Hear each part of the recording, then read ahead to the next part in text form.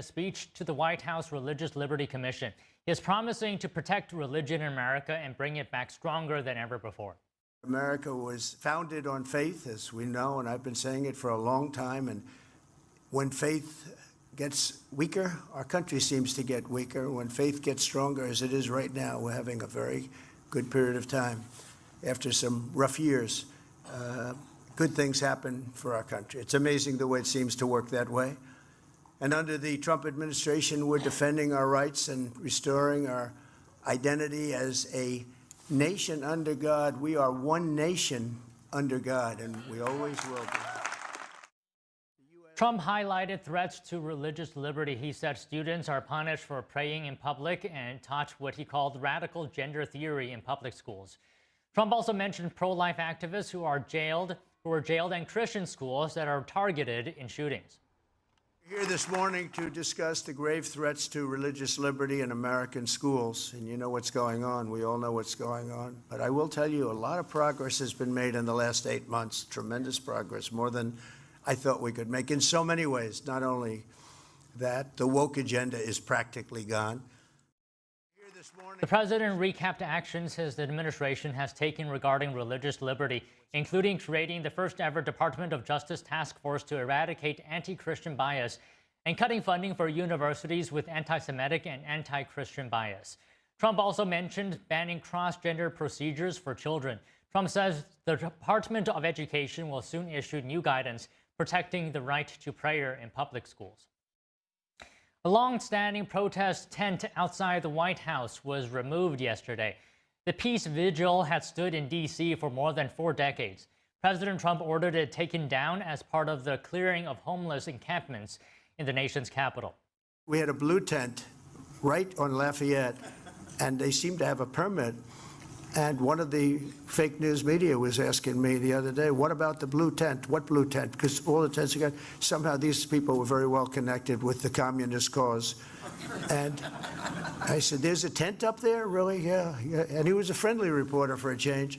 He said, it's terrible that the tent. I said, I didn't know that. I'm surprised. And I checked, and there was. And we got it down very quickly. It's down. Officials say it had morphed into a shelter. The vigil was started in 1981 by activist William Thomas to promote nuclear disarmament and an end to global conflicts.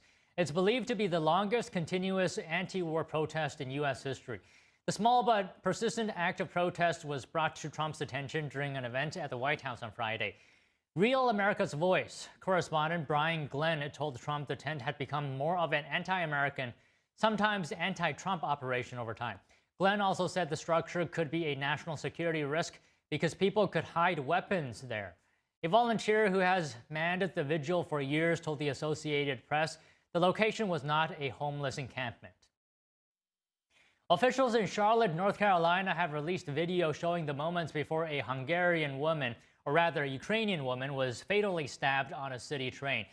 The surveillance video from last month shows 23-year-old Irina Zarutska sitting in front of suspect Carlos Brown, who later pulls out a knife and attacks her from behind. Police say Zarutska was pronounced dead at the scene, while Brown was hospitalized before being arrested and charged with first-degree murder.